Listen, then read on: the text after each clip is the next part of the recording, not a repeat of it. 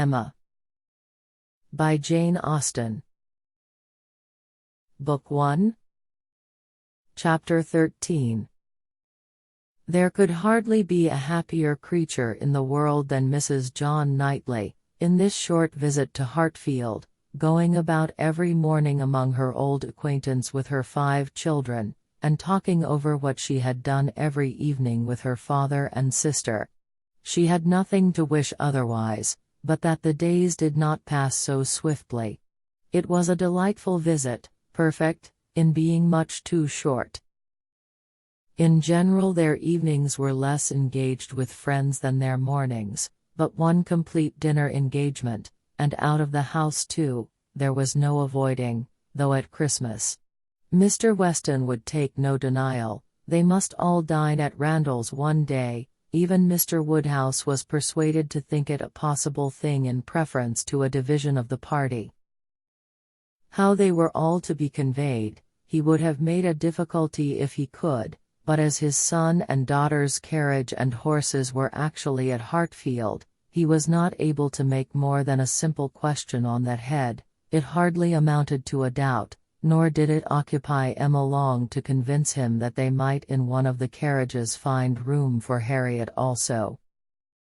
Harriet, Mr. Elton, and Mr. Knightley, their own especial set, were the only persons invited to meet them. The hours were to be early, as well as the numbers few, Mr. Woodhouse's habits and inclination being consulted in everything. The evening before this great event, for it was a very great event that Mr. Woodhouse should dine out, on the 24th of December, had been spent by Harriet at Hartfield, and she had gone home so much indisposed with a cold, that, but for her own earnest wish of being nursed by Mrs. Goddard, Emma could not have allowed her to leave the house. Emma called on her the next day, and found her doom already signed with regard to Randalls. She was very feverish and had a bad sore throat. Mrs. Goddard was full of care and affection, Mr. Perry was talked of, and Harriet herself was too ill and low to resist the authority which excluded her from this delightful engagement, though she could not speak of her loss without many tears. Emma sat with her as long as she could, to attend her in Mrs. Goddard's unavoidable absences, and raise her spirits by representing how much Mr. Elton's would be depressed when he knew her state, and left her at last tolerably comfortable, in the sweet dependence of his having a most comfortless visit, and of their all missing her very much. She had not advanced many yards from Mrs. Goddard's door, when she was met by Mr. Elton himself, evidently coming towards it, and as they walked on slowly together in conversation about the invalid of whom he, on the rumor of considerable illness, had been going to inquire, that he might carry some report of her to Hartfield, they were overtaken by Mr. John Knightley returning from the daily visit to Donwell, with his 2 eldest boys, whose healthy, glowing faces showed all the benefit of a country run, and seemed to ensure a quick dispatch of the roast mutton and rice pudding they were hastening home for. They joined company and proceeded together. Emma was just describing the nature of her friend's complaint, a throat very much inflamed, with a great deal of heat about her, a quick, low pulse, and she was sorry to find from Mrs. Goddard that Harriet was liable to very bad sore throats, and had often alarmed her with them. Mr. Elton looked all alarm on the occasion, as he exclaimed, "A sore throat! I hope not infectious. I hope not of a putrid infectious sort. Has Perry seen her? Indeed you should take care of yourself as well as of your friend. Let me entreat you to run no risks. Why does not Perry see her?" Emma, who was not really at all frightened herself, tranquilized this excess of apprehension by assurances of Mrs. Goddard's experience and care, but as there must still remain a degree of uneasiness which she could not wish to reason away, which she would rather feed and assist than not, she added soon afterwards as if quite another subject. "It is so cold, so very cold, and looks and feels so very much like snow. that if it were to any other place or with any other party, I should really try not to go out today and dissuade my father from venturing, but as he has made up his mind, and does not seem to feel the cold himself, I do not like to interfere, as I know it would be so great a disappointment to Mr. and Mrs. Weston. But, upon my word, Mr. Elton, in your case, I should certainly excuse myself. You appear to me a little hoarse already, and when you consider what demand of voice and what fatigues tomorrow will bring, I think it would be no more than common prudence to stay at home and take care of yourself tonight. Mr. Elton looked as if he did not very well know what answer to make, which was exactly the case, for though very much gratified by the kind care of such a fair lady, and not liking to resist any advice of hers, he had not really the least inclination to give up the visit, but Emma, too eager and busy in her own previous conceptions and views to hear him impartially, or see him with clear vision, was very well satisfied with his muttering acknowledgment of its being very cold, certainly very cold, and walked on, rejoicing in having extricated him from Randalls, and secured him the power of sending to inquire after Harriet every hour of the evening. "You do quite right," said she. "We will make your apologies to Mr. and Mrs. Weston." But hardly had she so spoken, when she found her brother was civilly offering a seat in his carriage, if the weather were Mr. Elton's only objection, and Mr. Elton actually accepting the offer with much prompt satisfaction. It was a done thing. Mr. Elton was to go, and never had his broad handsome face expressed more pleasure than at this moment, never had his smile been stronger, nor his eyes more exulting than when he next looked at her. "Well," said she to herself, "this is most strange. After I had got him off so well, to choose to go into company, and leave Harriet ill behind. Most strange indeed.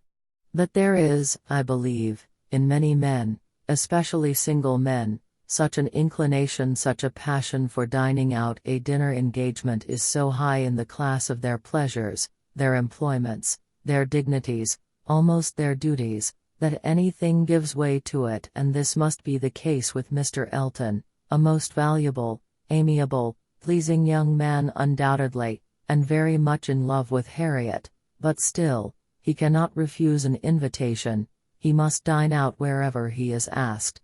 What a strange thing love is!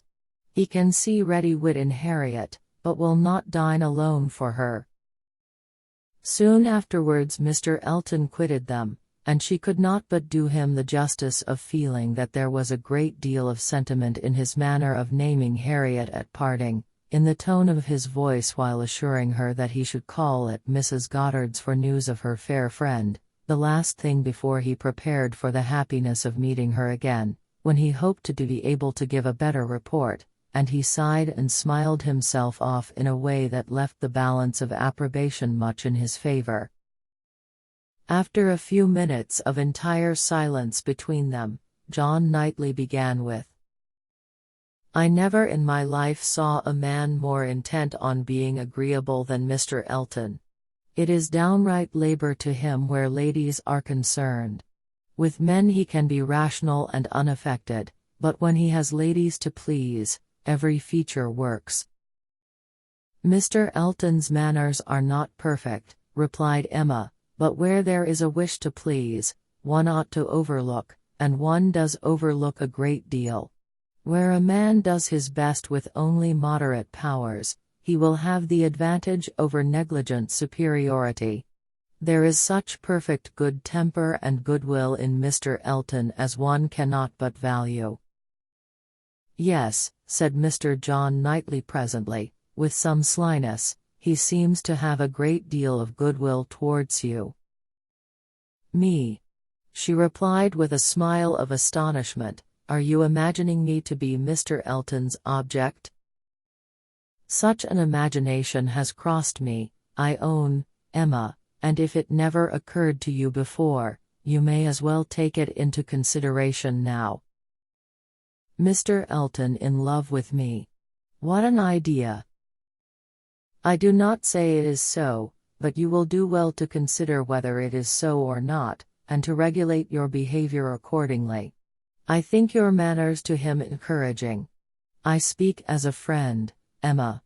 You had better look about you, and ascertain what you do, and what you mean to do. I thank you, but I assure you you are quite mistaken.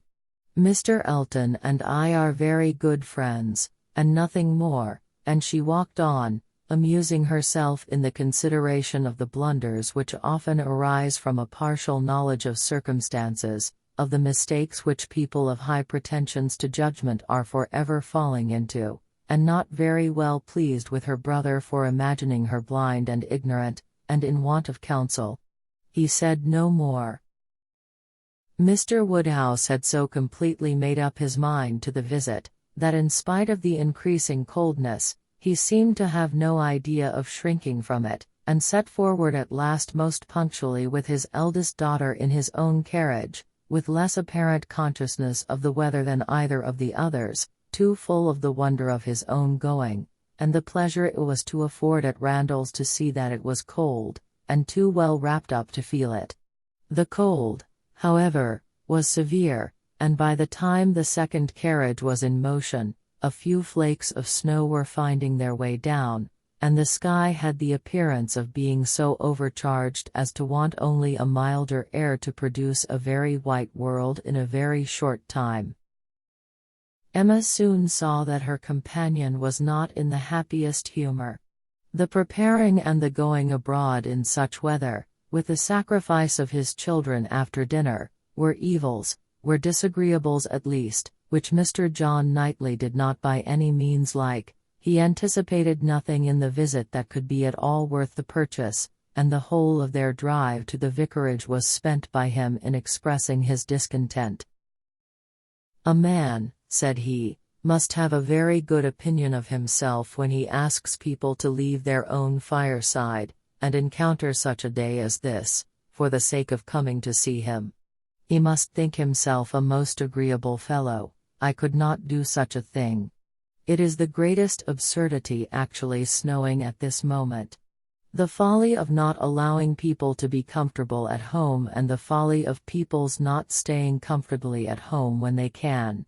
If we were obliged to go out such an evening as this, by any call of duty or business, what a hardship we should deem it, and here are we, probably with rather thinner clothing than usual, setting forward voluntarily, without excuse, in defiance of the voice of nature, which tells man, in everything given to his view or his feelings, to stay at home himself, and keep all under shelter that he can. Here are we setting forward to spend 5 dull hours in another man's house, with nothing to say or to hear that was not said and heard yesterday, and may not be said and heard again tomorrow. Going in dismal weather, to return probably in worse, 4 horses and 4 servants taken out for nothing but to convey 5 idle, shivering creatures into colder rooms and worse company than they might have had at home." Emma did not find herself equal to give the pleased assent, which no doubt he was in the habit of receiving, to emulate the very true "my love," which must have been usually administered by his traveling companion, but she had resolution enough to refrain from making any answer at all. She could not be complying, she dreaded being quarrelsome, her heroism reached only to silence. She allowed him to talk, and arrange the glasses, and wrapped herself up, without opening her lips. They arrived, the carriage turned, the step was let down, and Mr. Elton, spruce, black, and smiling, was with them instantly. Emma thought with pleasure of some change of subject. Mr. Elton was all obligation and cheerfulness. He was so very cheerful in his civilities indeed, that she began to think he must have received a different account of Harriet from what had reached her. She had sent while dressing, and the answer had been, much the same, not better. "My report from Mrs. Goddard's," said she presently, "was not so pleasant as I had hoped." "Not better," was my answer. His face lengthened immediately, and his voice was the voice of sentiment as he answered, "Oh, No, I am grieved to find I was on the point of telling you that when I called at Mrs. Goddard's door, which I did the very last thing before I returned to dress, I was told that Miss Smith was not better, by no means better, rather worse. Very much grieved and concerned, I had flattered myself that she must be better after such a cordial as I knew had been given her in the morning. Emma smiled and answered my visit was of use to the nervous part of her complaint, I hope, but not even I can charm away a sore throat. It is a most severe cold indeed. Mr. Perry has been with her, as you probably heard. Yes, I imagined that, as I did not. He has been used to her in these complaints, and I hope tomorrow morning will bring us both a more comfortable report. But it is impossible not to feel uneasiness. Such a sad loss to our party today. Dreadful? Exactly so, indeed. She will be missed every moment. This was very proper. The sigh which accompanied it was really estimable, but it should have lasted longer. Emma was rather in dismay when only half a minute afterwards he began to speak of other things, and in a voice of the greatest alacrity and enjoyment. "What an excellent device," said he, "the use of a sheepskin for carriages. How very comfortable they make it, impossible to feel cold with such precautions. The contrivances of modern days indeed have rendered a gentleman's carriage perfectly complete. One is so fenced and guarded from the weather, that not a breath of air can find its way unpermitted. Weather becomes absolutely of no consequence. It is a very cold afternoon, but in this carriage we know nothing of the matter. Ha! Snows a little, I see." "Yes," said John Knightley, "and I think we shall have a good deal of it." "Christmas weather," observed Mr. Elton. "Quite seasonable, and extremely fortunate we may think ourselves that it did not begin yesterday, and prevent this day's party, which it might very possibly have done, for Mr. Woodhouse would hardly have ventured had there been much snow on the ground, but now it is of no consequence. This is quite the season indeed for friendly meetings. At Christmas everybody invites their friends about them, and people think little of even the worst weather. I was snowed up at a friend's house once for a week. Nothing could be pleasanter. I went for only one night, and could not get away till that very day se'nnight." Mr. John Knightley looked as if he did not comprehend the pleasure, but said only, coolly, "I cannot wish to be snowed up a week at Randall's." At another time Emma might have been amused, but she was too much astonished now at Mr. Elton's spirits for other feelings. Harriet seemed quite forgotten in the expectation of a pleasant party. "We are sure of excellent fires," continued he, "and everything in the greatest comfort. Charming people, Mr. and Mrs. Weston. Mrs. Weston indeed is much beyond praise, and he is exactly what one values, so hospitable, and so fond of society. It will be a small party, but where small parties are select, they are perhaps the most agreeable of any. Mr. Weston's dining room does not accommodate more than 10 comfortably, and for my part, I would rather, under such circumstances, fall short by 2 than exceed by 2. I think you will agree with me," turning with a soft air to Emma, "I think I shall certainly have your approbation, though Mr. Knightley perhaps, from being used to the large parties of London, may not quite enter into our feelings." "I know nothing of the large parties of London, sir. I never dine with anybody." "Indeed." In a tone of wonder and pity, "I had no idea that the law had been so great a slavery. Well, sir, the time must come when you will be paid for all this, when you will have little labor and great enjoyment." "My first enjoyment," replied John Knightley, as they passed through the sweep gate, "will be to find myself safe at Hartfield again,